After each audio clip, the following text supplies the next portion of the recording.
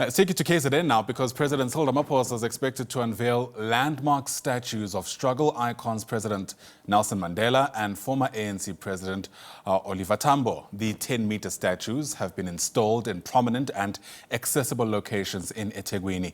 Watching developments for us is SABC News reporter Jade Polser, who joins us now live from one of the sites, Jade, where I imagine these statues will be unveiled at any moment now. And there's a lot of symbolism around things like statues, but I do wonder what the ordinary person on the street thinks about this move.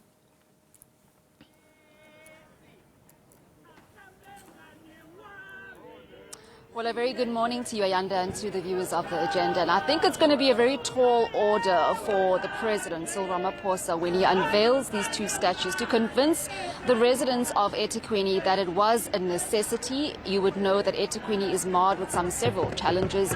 Looking at our water crisis, we've got sewage issues, we've got road and infrastructure. So it's going to be a very difficult one to convince some of the residents. For months, we've seen these statues draped in cloths. Many people asking when will they be unveiled, and today we are expecting the President to unveil it with some of the eThekwini officials here at the promenade. The statue behind me, Oliver Tambo, as well as the second statue, Nelson Mandela, at Moses Mabhida Stadium. But I'm just going to pick up from where I spoke to the mayor this morning on Morning Live, Executive Mayor Cyril Ramaphosa. Thank you so much for joining us, Mayor. Earlier on, you were talking to me about the importance of honouring our stalwarts, and also saying that the 22 million rand was just. Well, yes, indeed. Like I said, we are a tourism city, and the tourism economy is going to be a major driver of our economy in the city. We expect that the tourism economy to create the much needed jobs. So we are going to invest in tourism products.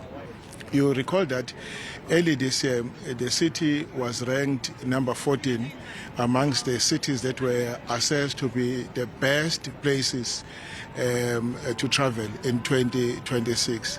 And last year alone, I said the figures said domestic tourism figures surged to 2.8 million with 4.8 billion spent in the economy. I said this year alone, during the festive season, the numbers of tourists that came to Durban increased from 900,000 to 1.2 million. Those are visitors that came to Durban. That when they are in Durban, we must, they must enjoy their stay, because we really want to build this city as a preferred destination for leisure, entertainment, sporting events, and conferencing. So we need to invest in conferencing facilities.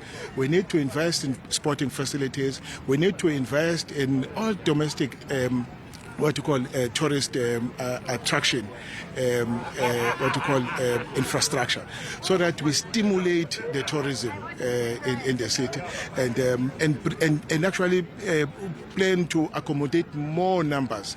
That when they're in Durban, they must extend their stay and spend their money in Durban, not come sleep in Durban and spend the money outside. It isn't that context that we're actually investing in tourism. And Mr. Mayor, it's all good and well that we are investing, and you speak about I suppose, the statues, bringing those tourists in. I understand where you're coming from, but for the viewers back at home and for the people of eThekwini who are bemoaning that they are not getting services, just behind you, I see the Democratic Alliance with placards really calling this and wasteful expenditure. What does eThekwini Municipality have to say to the residents who are saying we don't have water, we don't have road and infrastructure, we don't have basic service delivery, yet the eThekwini Municipality is spending 22 million on two bronze statues that really is not going to serve the people of eThekwini? Well, we are investing in infrastructure, service delivery infrastructure as the city. And if you go travel throughout the city, you'll find lights on, the street lights are on, robots are on, we are burying potholes. We are repairing water leaks, and we're investing in water infrastructure. As we speak now, we are spending 1.2 billion rand in replacing a pipe from Reservoir Hills down to Chatsworth, Shallcross, Umlazi, Folweni, and so on. That pipeline supplies 1.2 million people. It will be complete by the end of December. It will improve water supply in the south of Durban. In the north of Durban, we've commissioned the Northern Aqueduct, and that has actually improved the water supply in the north. The challenges that I'm speaking about, they were there before, but you go back now, I don't think you'll still get the same challenges that were actually flooding your media platforms. We've also improved the Tuzuma pump station.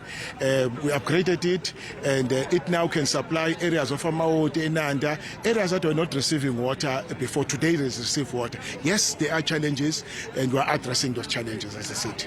Thank you. Thank you very much. Mayor of eThekwini, Cyril Ramaphosa, there just explaining and I suppose justifying the two statues that will be unveiled by President Cyril Ramaphosa. At roughly around 10 o'clock, Ayanda also saying that some of the service delivery issues have been tackled, I suppose, saying that what is peddled in the media has been corrected. It stands to remain to be seen. But simply saying that these two statues will bring in tourism in the city of eThekwini.